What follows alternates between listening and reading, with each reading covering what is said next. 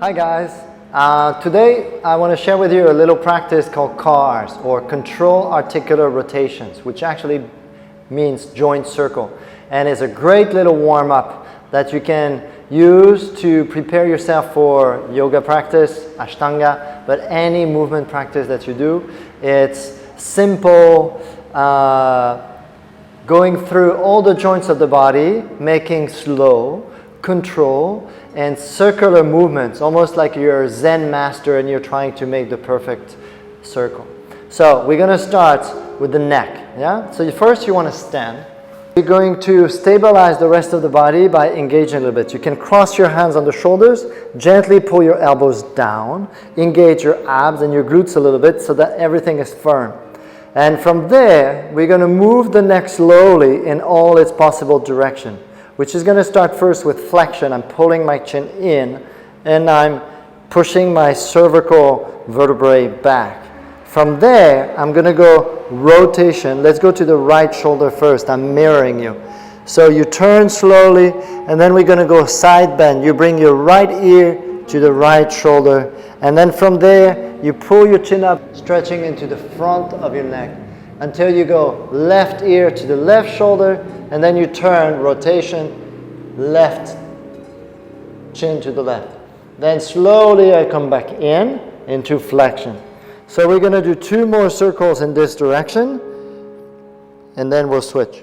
So chin, flexion, I rotate to the right, then side bend, and I want to stretch into the left side of my neck, and then slowly chin up, I stretch more the front, control, slow, and then first I bring my left ear to the left shoulder, and then I turn the chin to the left shoulder, rotation, and I come back center.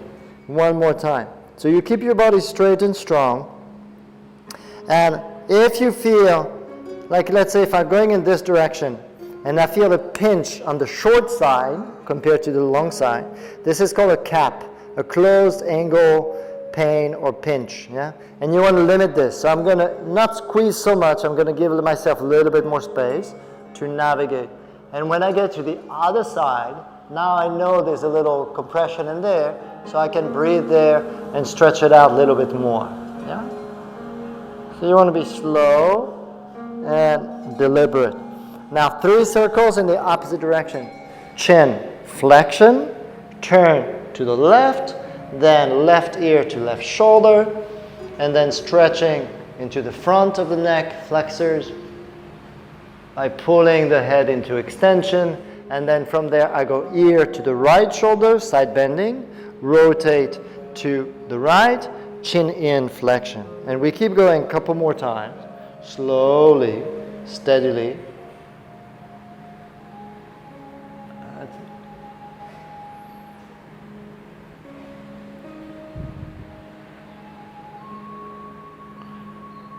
And feeling the tightness and the range of motion and the limitation. And that's a really nice little primer for the neck. Now we're going to do the same thing for the thoracic spine, which is in between the ribs, so it has a tendency to get stuck a little bit. So we want to mobilize this in all the same directions. So I'll go on the side. So go a little bit further with your hands, engage your body, squeeze your arms, find your abs, find your glutes. Yeah? And then from there I'm going to go spinal flexion. I'm rounding my upper back. I'm trying to not compensate. It's not my hips, it's just the upper back. And then we're going to go rotation, so you turn to the right, and then from there side bending, I'm going to bring my right shoulder toward the right hip. Moving slowly, squeeze your back muscle, lift your chest toward the elbows, extension. Then I go side bending to the left, rotation to the left, and slowly come back center. So same, slowly, control, feeling into every corner, noticing where my spine is moving and where it's not, and gradually inviting mobility in all the segments. Rotation, side bend, extension, and then from there I go side bend to the left, rotation to the left, flexion. So it's almost like I'm making a figure 8 actually here. Now we go flexion, rotate to the left, Side bend to the left, shoulder toward your hip. Squeeze your back muscles. Bring your right shoulder to the right and then twist, rotate before coming to middle. Couple more loops. Rotate, side bend, extend, and then side bend, rotate, flex. One more. Rotate, side bend, extend, side bend, rotate, left. Good. And slowly come back, and if you want, shake it out. Great. Good job. So we keep going. Now around the shoulder, we have actually two important joints. First is scapulothoracic, the gliding of your shoulder blade on top of your rib cage. So we want to mobilize this to be aware of the connection. This is the main connection to create stability, to connect with our strength, our power, and transfer that into our arms, into our hands. Arm balances, push-ups, anything you do with your arms, weight bearing, you want to be connected, anchored there. So, hands in front of you for now, and make fists with your hands, squeeze your arms, engage your abs and your glutes, everything a bit strong. Yeah? So we have 4 directions. We're going to go first retraction, squeezing the shoulder blades together, elevation, lifting up to my ears, protraction, as far as I can forward, and depression going down. So first I'm going to make a square, retract, elevate, protract, depress. Retract, elevate, protract, depress. And then gradually you smooth it up to make it into a circle. It's almost like you're an old-fashioned train starting from the train station. Choo, choo. Now reverse it. So you go depress, protract, elevate, retract. Depress, protract, elevate, retract. And then slowly keep your elbows straight. You're trying to move only from here, not from your head, not from your body, only from your shoulder blade. Yeah? Good. So a few circles in both directions. Now the glenohumeral joint, yeah?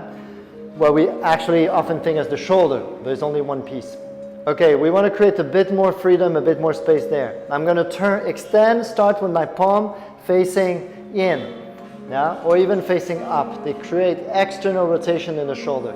I'm going to lift the arm as high as I can without lifting the shoulder blade. So I keep the shoulder blade in depression. There's going to be a road bump here. It's going to stop. Yeah? I'm going to slowly turn my arm out. It's not just the hand. It's also my elbow and my armpit into internal rotation so that I have room to go back behind. And I keep turning my hand. Now palm is facing out. I can use my other hand to stabilize my body to make sure that I don't deviate or compensate. And then extension first, behind. Now external rotation, turn slowly, reach up. Imagine there's a glass wall at the edge of your yoga mat or by the side of your body, and you're trying to stick to the glass wall without having to turn the body. So only this joint is moving. And flexion, going into internal rotation, behind, and then extension, external rotation toward the front. That's it. And I'm doing this, feeling little tight spots and gently cleaning them up. It's almost like dental floss for your joint. Yeah, is cleaning up the tendons, the capsules in your joints so that you have more what we call workspace, range of motion, ability to move freely. Okay? So you do on this arm, and obviously you're going to do on this arm too. I'm going a little bit faster. Yeah, internal rotation, and then extension, this is behind, external rotation, and then I come in front. Flexion, road bump, internally rotate, extend behind, don't turn your body, keep it stable, and then from there. If I ever feel a pinch or it's uncomfortable or too much crackle, like this, in my shoulder, make your circle a little bit smaller. Give yourself a little bit of comfort zone. Yeah? It's not because you're going to push more against your edge, finding discomfort, that it's actually going to be more efficient. The opposite. So you find that place where you can do this happily. Okay? So now we're going into elbow. It's quite simple, but it's actually very important, especially when I do exercise with my hands on the floor. If I put my hands on the floor and I don't have a lot of internal rotation, we call this pronation, yeah? Then what's going to happen, I'm going to need to compensate from my elbows or my shoulders. So if you think of downward facing dog, for example, if I'm lacking internal rotation, pronation, I'm going to end up here, which is what you don't want. So we want to clean up this elbow joint where you have flexion, extension, pronation, supination, to again, so I don't have to compensate with my other joints. So this is what you do. You bring your elbows in, engage your body tight, and then first we're going to go flexion. You bring, let's say, your right hand on your left arm, and you're going to squeeze your hand between your arm and your bicep. Squeeze tight. Then I'm going to turn, palm facing forward. This is pronation. And then from there, I keep pushing my thumb, the inside of my hand forward as I go into extension. Then I come back, flexion, and I turn, now the palm facing me, little finger facing me, I keep turning into supination, and then extension. Flexion, I turn pronation, extend. Flex, supination, extend. Now we'll change from the bottom. Pronation here, and keep turning slowly your little finger back toward you. Flexion. Extend, supinate from here, open your hand without moving from the arm. It's just the elbow. And then flex. Then one more, extend, pronate, try to get your thumb as close as you can to your body without compensating, and then flex. Yeah? So slowly, and obviously same on the other side. Yeah? Flexion, pronation, extension, flexion, supination, extension. Couple times here and then couple times down there. Flexion, pronation, flexion, extension, supination. And you're trying to turn your hand as much as you can to open this up. Last on the upper limb is going to be your wrist. Yeah? Squeeze the elbows, draw your shoulders down, engage, connect your core. Imagine you have your cell phone there, yeah? And you're going to move your hand, you're trying to keep your palm flat, and you don't want to lose your cell phone. So you don't turn your hand, your palm stays up. Let's do the two together. So I have extension, trying to bring my fingers, the back of my fingers toward my arms, yeah? And then from there, I'm going to turn my little fingers in, abduction, and then I'm going to bend at the wrist to go into flexion, not your fingers, your wrist, and then abduction, turning the fingers, the palms out, which is much less than adduction. Yeah, notice the difference? And then I keep going into my circle. And I do it slowly, and I try to control, try to look at your hand instead of mine, because in the end that's your area of control. And then I'm going to slowly reverse. You know, we are right-handed, left-handed. We don't use our arms, our hands in the same way, symmetrically. So it might feel quite different between one hand to the other. That's all right. Yeah, just notice. Okay? And of course, if you stick your tongue out every once in a while, it works much better. Okay. So from there, we're now going to move into the hip. Okay? Maybe in the beginning, find something you can balance with. Eventually, you can challenge yourself and do it balancing, but use a wall or a stick or something like this. Yeah? So same, we're exploring all the different angles and direction in maximal range of motion. Yeah? Control, slowly. So first, I can go into flexion. Flexion is going to be me pulling the knee as high as possible. Then abduction, I'm going to open my knee out to the side, trying to not move my body.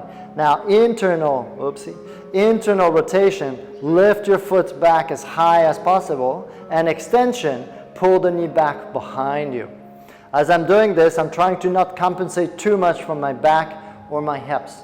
Yeah? Stay vertical. Then I touch down. We go back in reverse. Extension, then abduction. This time, external rotation, bring the foot under, come forward into flexion. See if you can lift a little more. And you can even add one more movement here, a bit more external rotation, and then abduction as you come down, try to go touch the wall. And again, one more on this side. Lifting up, adduction, external rotation, going into flexion, going into abduction, open the foot back into internal rotation, and then try to go behind you, extension. You realize we don't have nearly as much hip extension that we have hip flexion. And that's fine, that's part of the design. So, one more. Flexion, and then from there, abduction, internally rotate, extend behind you, and then touch down. Then extension, abduction, open to the side, and then external rotation. Bring your knee in front, lift up a little more, flexion, and lift the foot into abduction as you decelerate your way down. Yeah? The whole game is trying to do these exercises with a smile on your face like you're enjoying them. Good luck. All right, we go quickly on the other side, but take your time. The key, it's for the sake of the video, I'm going a little bit faster, but take your time to do it slowly, control. So you go into abduction, and then flexion, external rotation, bring the foot under, lift a little more, open over into abduction, internally rotate, and then extend behind you. Feel your glutes, your hamstring, everything is waking up. Then extension, abduction, internal rotation. Now go under, external rotation, come back to the front, lift up, externally rotate more as you decelerate into abduction. And one more time because it's so much fun. Yeah, and it's not so much how far, how deep you can go, it's more how smooth, how graceful you can do it. Remember, you're imagining you're a Zen monk practicing the most beautiful round Zen circle with the different parts of your body. Okay, now I'm going to sit down. We're going to do the knees and the ankles. So, what you can do to lock your knee to make sure that it's only your knee and your tibia moving is, let's say you do I'm mirroring you. Yeah, you're going to do your right leg. So you lift your right leg and you're going to bring your right arm under, and with your right arm you're going to catch your left elbow and you're going to lock with your left hand on top of this. You squeeze everything tight, you try to sit straight so that from this on your whole body, your leg doesn't move, it's only tibia and shin. Okay, so we have two movements. We have extension, don't go all the way straight, it's actually a nice stretch of your hamstrings, and then flexion where you try to squeeze your heel back. External rotation, internal rotation. Try to feel this. It's not just my foot, yeah, but as I'm turning from the inside of the knee, and then I'm turning on the outside of the knee. Yeah? The movement actually begins from here. That's what you're trying to feel. This is very good if you have any kind of knee problem. So from there, we go external rotation, extend. Keep your leg a little bit flexed. Internally rotate, and then flex back. And then squeeze. Now try to push the outer edge of your heel as much as you can. External, flexion, little toe toward you. Extend, internal, flex. Couple, and then now we'll switch here. Externally rotate at the bottom, extend, now flex back, squeeze, internally rotate at the bottom, extend. And so you do this a couple times slowly with maximum effort to try to go at the very end range of your possibilities. Yeah? It's a great warm-up. Obviously you can do it on the other side, external, extend, flex, internal, extend, trying to notice and feel all the connections. Good. And then maybe a couple from the top where you change direction up here. And then last part, the ankles. One way I do it, so you can hook both knees with your arms and then you can connect both hands crossing your arms. Don't bring your feet too close. You want room to go into abduction. And then from there, I'm going to try to make circles with my 2 feet, slowly controlling, noticing that there's some parts that are very jumpy, that go very fast, noticing that the circle in some places looks way more like a square. Oopsie. So I'm trying slowly to train my mind, my nervous system, to control my body, which quickly becomes apparent is not as obvious as we might think. Yeah? If you're good at this, try to do it without involving your toes, which for me is, I think, impossible at this moment. All right, so you have 9 joints so far. We'll do one more. Yeah? She's going to be your spine. We move through the range of motion of your thoracic spine. Now we're going to go into flexion extension in the global spine, from the back of the head all the way to the tail. And it's a little bit like what we do in yoga called cat-cow, except that instead of moving the whole thing together, we're trying to move step by step like a wave. So I start in neutral, long spine, and I'm going to start maybe from my tailbone. And going into flexion, I'm going to tuck my tailbone in, and I'm going to push my lower back up.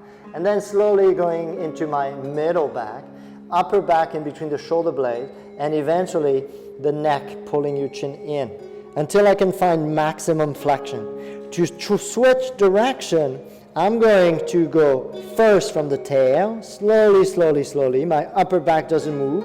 Eventually into the lower back, the middle back, eventually between the shoulder blades, and then last, the neck. And then same here, but now from the head. So I'm into maximal extension. I'm going to tuck my chin, and I'm going to push my neck up, then my upper back, then middle back, lower back, and last one, tailbone. And one more in the opposite direction from the head. So I'm into flexion, and I'm going to lift my head, sink down into the thoracic, my middle spine, into the lower back, lumbar spine, sacrum, and then coccyx last.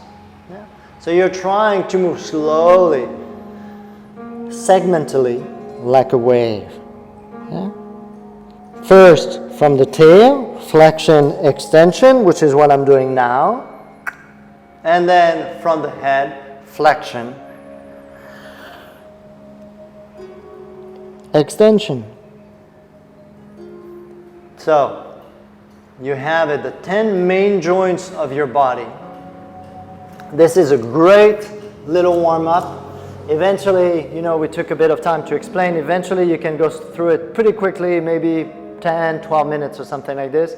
And it's actually amazing what it can do as a warm-up, but also as rehab. If you have shoulder problems, do your shoulder cars, maybe neck cars. If you have knee problems, do your hip cars, knee, and why not ankle.